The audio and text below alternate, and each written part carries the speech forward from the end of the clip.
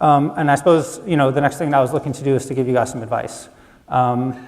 Hopefully you can benefit from some of the lessons that I've learned. Unfortunately, I got a little bit intimidated. Advice is hard to give. I was reminded by a quote by the famous computer scientist Edgar Dijkstra, who said, "You must be careful to the advice that you give to younger people. Sometimes they follow it."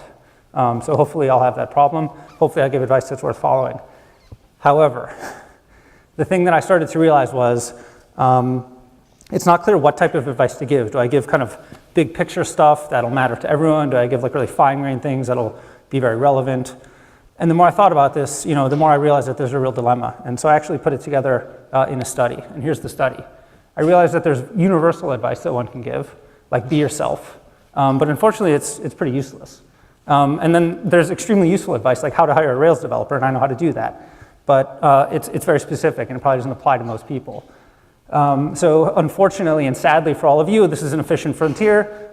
There's no advice that's both universal and useful that I could come up with. So hopefully I'm going to spend most of my time here in the middle in stuff that's more or less useful and more or less universal that'll matter to the greatest number of you that I can find. And I apologize to those who find it either more useless or too specific. So with that, 3 lessons that I'd like to cover. The lessons are lessons that I've learned myself through my career. And I think the way that I like to think about lessons is not that I'm smarter than any one of you, it's just that I've had the chance to make more mistakes earlier. And so hopefully I can pass those along, and maybe you'll be able to skip 1 or 2 of them. So the first is that I always think execution dominates ideas. And I think there's a kind of a mythology around ideas in our culture. People think of the genius in his bedroom inventing something, and the world comes out and loves it. Well, I have 3 stories I'd like to tell about why that's not exactly the case. So the first is the secret plan. I was giving a talk at the Wharton Business Plan competition a number of years ago, and someone raised their hand in the audience and they asked a question. They said, I have this great idea, and I've been taking it to investors to try to get investment in my business, but none of them will sign an NDA, so I can't tell them about my idea. How do I solve that problem and get them to sign my NDA so that I can tell them my great idea? And my advice to him was, nobody cares about your idea, right? Actually, your idea is probably fine, it may be terrible, hard to know, but entrepreneurs are in the business of doing business, and investors are in the business of investing in business. And they're not going to take your idea and steal it and decide that being a venture capitalist is terrible and I'd rather do this guy's whiz-bang idea or whatever. They're going to either invest in it or not, and more to the point, through the process of talking about your idea to other people, you're actually going to get a lot more value out of those interactions by actually letting them in on it and seeing, maybe there's problems with it, maybe there's another perspective on it. So I always think, if you have an idea, the thing to do is to talk about it to as many people as you can. Don't keep it secret. If there's 1,000 pitches, you should have a goal of having all 1,000 of them come from you. Talk about them all, right? And hopefully you find out before you have to waste all your time and money on them that 990 of them are non-feasible and you can focus on the one that works. Or maybe there's a different take on one of your ideas. So you can actually parallelize a lot of the problem solving by putting your ideas out there, letting other people have at them. Don't keep it to yourself. The second idea I'd like to talk about is an idea that I call feature creep. And what does this mean?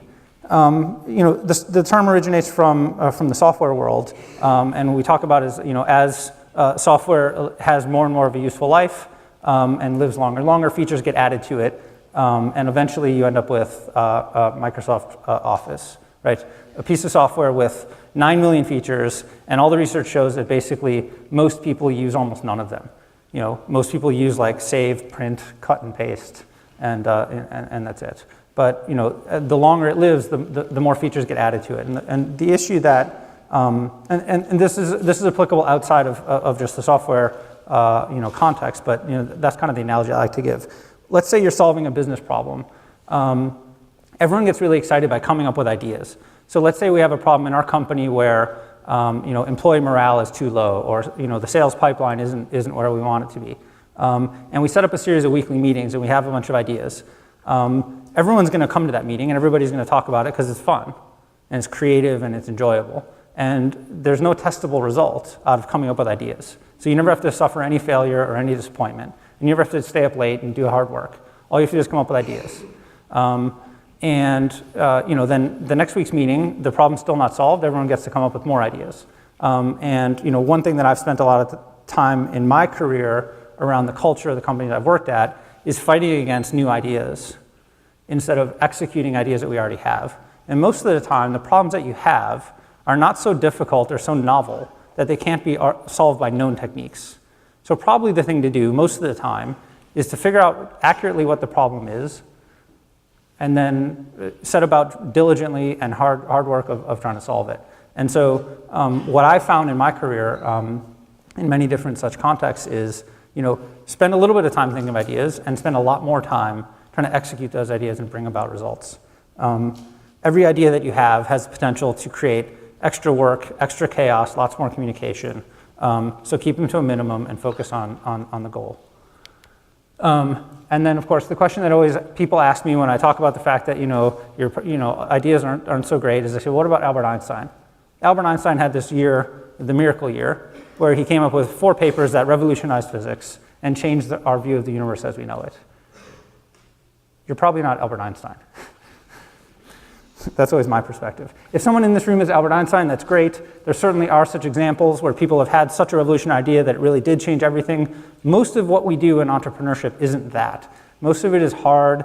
It's ridden with failure. It's trial and error. And that's what you're signing up for. So I wanted to hopefully make that point. I love it. It's part of the struggle and part of the battle. But you're probably not going to work away as a patent clerk and then revolutionize the world. If you do, don't forget me when you do.